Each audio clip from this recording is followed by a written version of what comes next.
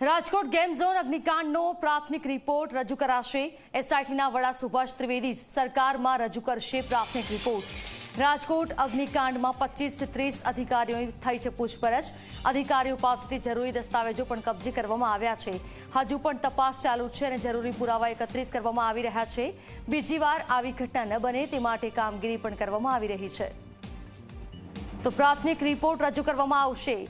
સંવાદદાતા ગૌરવ દવે મારી સાથે ફોન લાઈન પર જોડાયા છે। ગૌરવ, જે રીતે પ્રાથમિક રિપોર્ટ રજૂ કરવામાં આવશે, કઈ કઈ વિગતો ટાંકવામાં આવી છે, શું માહિતી મળી રહી છે?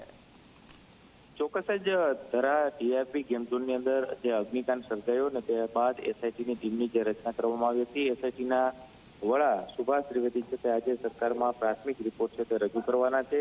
આ કાંડમાં 25 થી 30 જેટલા અધિકારીની પૂછપરછ છે તે કરવામાં આવી છે। અગ્નિકાંડની અંદર જે કહી શકાય કે અધિકારીઓ પાસેથી જરૂરી દસ્તાવેજો છે તે પણ કબજે છે તે કરવામાં આવ્યા છે। હજુ પણ તપાસ છે તે ચાલુ રાખવામાં આવી છે। જરૂરી પુરાવા એકત્ર કરી અને સરકારની અંદર પ્રાથમિક રિપોર્ટ છે તે રજૂ કરવામાં આવશે। બીજી તરફ વાત આ પ્રકારની ઘટના ન બને તે માટે તેની પણ કામગીરી છે તે કરવામાં આવશે। એટલે કે ક્યાંક એસઓપી છે તે આગામી દિવસોની અંદર સરકાર ગેમિંગ ઝોનને લઈને જાહેર કરે તેવી પણ પૂરી શક્યતાઓ છે તે જોવા મળી રહી છે। એસઆઈટીના રિપોર્ટ બાદ કોઈ પણ ઉચ્ચ અધિકારીઓની જો સંડોવણી અથવા તો બેદરકારી જે એસઆઈટીની રિપોર્ટ છે તેની અંદર સામે આવશે તો ઉચ્ચ અધિકારી હશે તો તેમની સામે પણ કડક પગલાં છે તે લેવામાં આવશે। અત્યાર સુધીમાં જે કહી શકાય police commissioner Raju Bhargav, joint police commissioner Vidhi Chaudhary, DCP zone 2 Sudeep Kumar Desai અને રાજકોટ મ્યુનિસિપલ કમિશનર આનંદ પટેલ છે કે તેમની બદલી છે તે કરી દેવામાં આવી છે, પરંતુ તેના ઓર્ડરની અંદર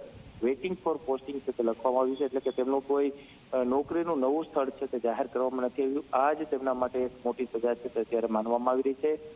ખાસ કરીને રાજકોટની અંદર આ બીજા પોલીસ કમિશનર છે કે જેમને પોતાની જે કારકિર્દી હોય તેની અંદર ક્યાંક આ વિવાદની અંદર આવ્યા છે અને બીજા પોલીસ કમિશનર એવા છે કે તેમની આ પ્રકારે બદલી છે તે કરવામાં આવી।